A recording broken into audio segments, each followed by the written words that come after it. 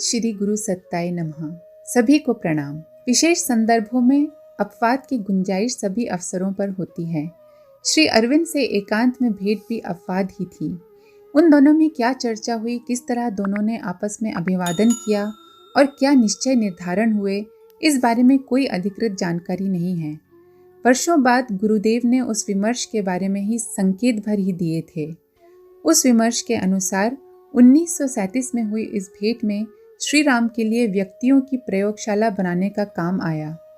अरविंद आश्रम संस्था के रूप में ऐसा वातावरण उत्पन्न करने के प्रयत्न में लगा हुआ था कि लोगों में अनायास ही दिव्य भाव जागे। श्री राम के लिए दायित्व निश्चित हुआ कि वे व्यक्तियों के गठन का प्रयास शुरू करें। ऐसे व्यक्ति तैयार करें जिनका बाह्य स्वरूप भले ही अत्यंत साधारण हो, लेकिन वे भीतर से समर्थ और ऊर्जावान बने। वैयक्तिक और संस्थागत रूप से ऐसे प्रयत्न चलें कि चारों ओर दिव्य चेतना का आविर्भाव होता दिखाई दे। अध्यात्म के संबंध में श्री अरविंद ने कहा कि अब जाति पाति, ऊंच नीच, धन और दरिद्रता का विचार नहीं किया जाना चाहिए, क्योंकि आज के युग में गुफा में बैठकर साधना नहीं की जा सकती। आने वाले दिनों में जीवन और जटिल होगा, तब और अधिक समस्याओं का सामना करना पड़ेगा। चर्चा के समय उन्होंने परिवार के प्रति थोड़ी उदासीनता को भी साधना में अपरिहार्य बताया। उपेक्षा नहीं करना चाहिए, लेकिन मोह और आसक्ति में डूबे रहकर परिवार के लिए मरना खपना नहीं चाहिए। मनुष्य जब आध्यात्मिक जीवन में प्रवेश करता है तो पारिवारिक संबंध झड़ने लगते हैं, नए संबंध विकसित होने लगते हैं। पुराने संबंधों से बंधे रहने का अर्थ है सामान्य प्रकृति से बंधे रहना। यह भेंट लगभग 40 मिनट चली। श्री राम आश्रम में 2 दिन और रुके। श्री मां ने चर्चा में आश्रम के संबंध में कुछ और तथ्य उद्घाटित किए। ये तथ्य श्री अरविंद के विचारों की ही झलक थी। उनके अनुसार आश्रम का उद्देश्य ही जीवन में योग का समावेश होना चाहिए।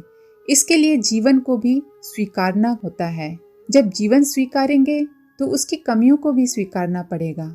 योग की आवश्यकता जीवन की उन कमियों को दूर करने के लिए ही है। अतः आश्रम में ऐसा कोई काम नहीं होना चाहिए जो जीवन का विरोध करता हो। उल्लास आश्रम का प्रेरक भाव होना चाहिए। श्री मां ने कहा, वह जीवन के प्रति स्वीकार से आता है। पुराने ढंग के आश्रमों में जीवन का विरोध किया जाने लगा था। उन लोगों ने संसार से नाता तोड़ लिया था। जब बौद्ध धर्म सारे देश में छा गया तो यह तिरस्कार और बढ़ा, और उसकी प्रतिक्रिया क्या हुई? आश्रमों, मठों और संघारामों में जीवन का अतिरेक होने लगा। वे विलास के केंद्र बन गए और उसी के दूसरे अतिवादी छोर ने आश्रमों में उदासी भर दी। वैदिक काल के आश्रम इस तरह के नहीं थे। वहाँ रहने वाले साधक, शिक्षा पाने वाले बालक जीवन संबंधी बहुतेरे विषयों का प्रशिक्षण पाते थे। जीवन और अध्यात्म को आश्रम में एक साथ लाया जा रहा है तो वहाँ सभी आवश्यक तत्वों का समावेश होना चाहिए। ध्यान, उपासना या प्रार्थना आश्रम जीवन का अनिवार्य अंग रहे। एक अनुशासन का निर्धारण भी किया जाए। यथासंभव उन नियमों का पालन किया जाए। कम से कम प्रमादवश तो किसी नियम का उल्लंघन नहीं किया जाए। 2 दिन तक वहां रहने और आश्रम जीवन का अध्ययन करने के बाद श्री राम ने अपने अनुभवों और प्रतिक्रियाओं को एक लेख में लिपिबद्ध किया। लेख सैनिक के साप्ताहिक संस्करण में प्रकाशित भी हुआ था। नए युग का वितान शीर्षक से छपे इस लेख के कुछ अंश बाद में जहां तहां और भी प्रकाशित हुए। अध्यात्म और जीवन के समन्वय की जो उत्कट लगन अरविंद आश्रम में अनुभव हुई, उसे साधकों में कैसे जगाया जाए, मन इसी उधेड़-बुन में लग गया। एक परत पक्ष में बैठी, दूसरी परत विपक्ष में, और मन की विभिन्न परतों में विचार विमर्श चलने लगा। रास्ता इस मंथन में ही कट गया। आगरा लौटने के बाद श्रीराम पहले की तरह अपने कामों में जुट गए, लेकिन मन में कुछ नया करने की उमंग उठ रही थी। राजनैतिक वातावरण में छाए अवसाद और दक्षिण की यात्रा के बाद उन्हें और भी तेजी से अनुभव होने लगा कि समाचारों के संसार में ही सिमटे नहीं रह जाना है। इसका कोई अर्थ नहीं है। समाचार सिर्फ सूचनाएं देते हैं, कुछ देर के लिए आवेश भी जगा सकते हैं, लेकिन उनसे उद्देश्य पूरा नहीं होता। किस उद्देश्य को प्राप्त करना चाहते हो श्री राम?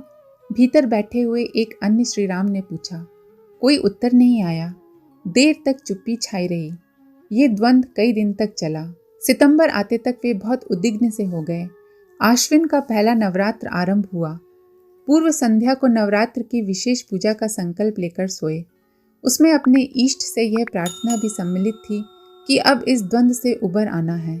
सुबह उठे, स्नान आदि से निवृत्त होकर साधना के लिए बैठे तो 12 वर्ष पहले प्रदीप्त किए दीपक पर दृष्टि टिकी। अपने आप को उसके प्रकाश में विलीन किया। उपासना पूरी हुई तो दृष्टि फिर वही केंद्रित थी, दीपक, अखंड दीपक। और इसके बाद चित्त में जो शब्द उभरे उनका क्रम इस प्रकार था: ज्योति, दीपक की ज्योति, अखंड दीपक, दीपक की अखंड ज्योति। फिर यह भाव गहराता गया। इसी नाम की एक पत्रिका आरंभ करनी है। पूजा गृह में स्थापित दीपक वहाँ के वातावरण को प्रत्यक्ष और परोक्ष रूप से अवलोकित करता है। उसी की प्रेरणा से उभरा नाम अखंड ज्योति जगत को आलोकित करेगा।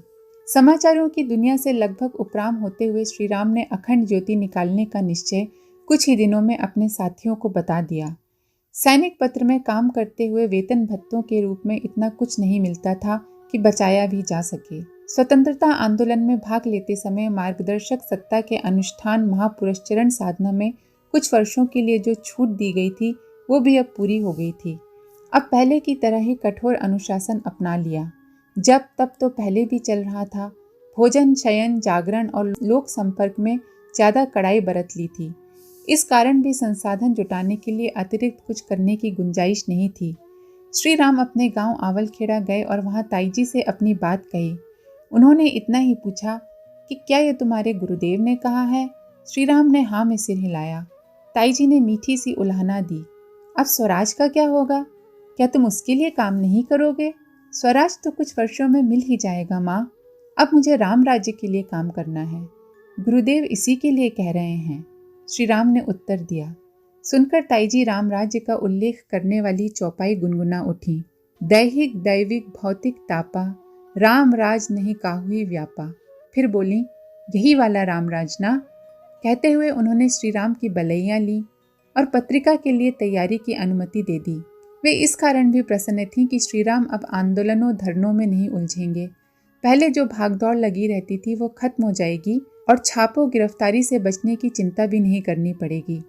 ताईजी ने कहा, भगवान ने तुम्हें जो काम सौंपा है उसके लिए मेरा भी आशीष है। मेरी कामना बहुत छोटी सी है, वो तुम्हें मालूम है। हाँ मालूम है, श्री राम ने कहा। न तो मैं आपको छोड़कर जा रहा हूँ और न ही आपको ठाकुर जी के प्रदेश से बाहर ले जाऊंगा। जब भी कोई नया विषय उठता जिसमें कहीं आने जाने की संभावना होती तो ताईजी का एक ही आग्रह रहता था कि कहीं श्री राम जोगी बैरागी न बन जाएं। इस बार भी उन्होंने याद दिलाना चाहा, पर उनकी बात शुरू होने से पहले ही श्री राम ने अपनी वचनबद्धता दोहरा दी। आवलखेड़ा 3 दिन और रुकना हुआ। गांव में ऐसा कोई व्यक्ति नहीं था जिससे नई योजनाओं के बारे में चर्चा की जा सके। विचार विमर्श की दृष्टि से यह प्रतिकूल स्थिति थी, लेकिन एकांत चिंतन के लिए आदर्श थी। विचार, आत्मसमीक्षा और मौलिक सूझबूझ के लिए इससे ज्यादा आदर्श स्थिति कोई और हो ही नहीं सकती थी। योजना बनाते हुए श्री राम ने 10 पन्ने रंग लिए। पत्रिका का विषय, चयन, संपादन, वितरण और प्रसार जैसे सभी पक्षों पर सोचना हुआ और तब लगा कि काम आसान नहीं है। साथी सहयोगियों के बिना एक कदम भी आगे नहीं बढ़ा जा सकता।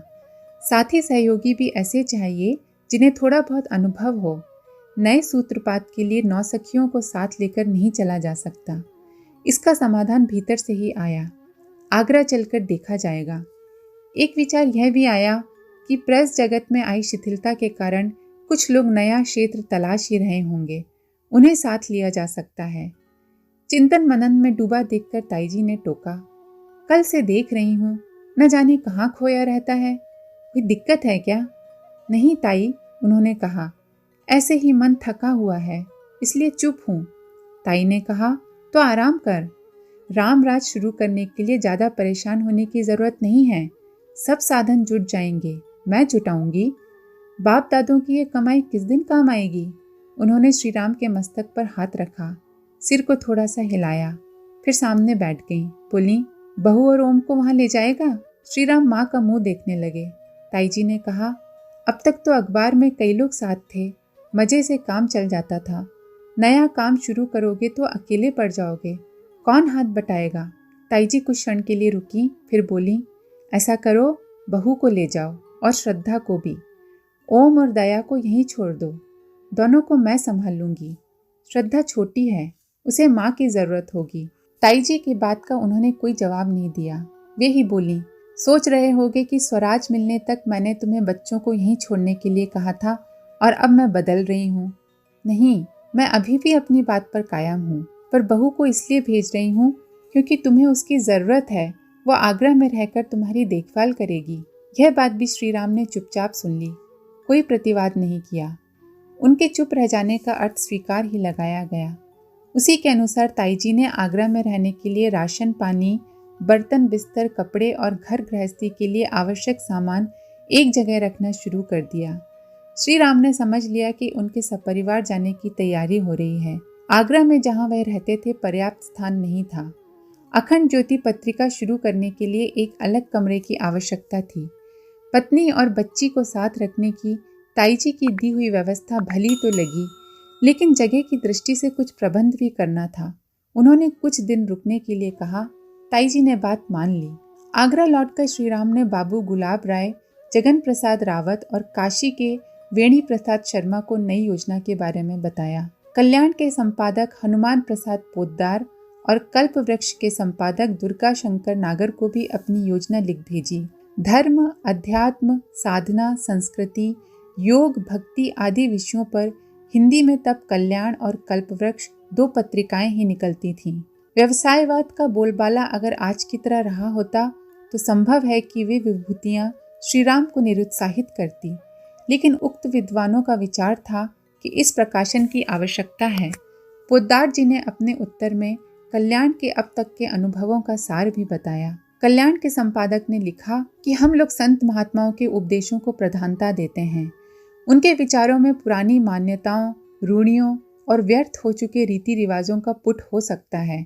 आवश्यक नहीं कि हम उनसे सहमत हों, लेकिन वह संतों की वाणी है, इसलिए हम उन्हें ज्यों का त्यों प्रकाशित कर देते हैं। आप यदि आज के समय के अनुरूप कुछ संशोधन कर सकें तो बहुत उत्तम रहेगा। बहुत सी परंपराएं आज के जमाने के लिए उपयुक्त नहीं रह गई हैं। आपका यह विचार उत्तम है कि उन्हें परंपरा होने के कारण ही महत्व नहीं दिया जाना चाहिए।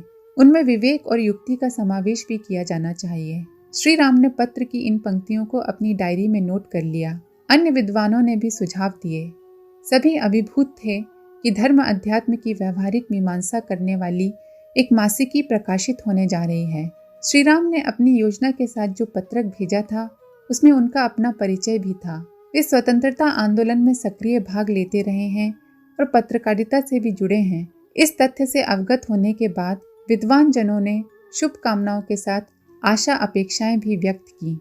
श्री राम ने उन पत्रों और अभिव्यक्तियों का समुचित उत्तर दिया। उज्जैन के दुर्गा शंकर नागर ने सुझाव दिया था कि अखंड ज्योति में परलोक और मरणोत्तर जीवन के बारे में भी पर्याप्त सामग्री रहे। शरीर के जन्म लेने और निष्प्राण हो जाने तक ही जीवन सीमित नहीं है। जन्म और मृत्यु के बीच का समय तो जीवन का एक छोटा सा भाग है। उसे उपेक्षित कर जीवन की चर्चा समग्र नहीं हो सकती। दुर्गा शंकर नागर उच्च कोटि के आध्यात्मिक व्यक्ति थे। साधना और आत्मविद्या के अलावा वे प्रेत आत्माओं से संपर्क की कला भी जानते थे। दिवंगत व्यक्तियों को आत्माओं से संपर्क करने और संबंधियों से बात करा देने के लिए वे विख्यात थे।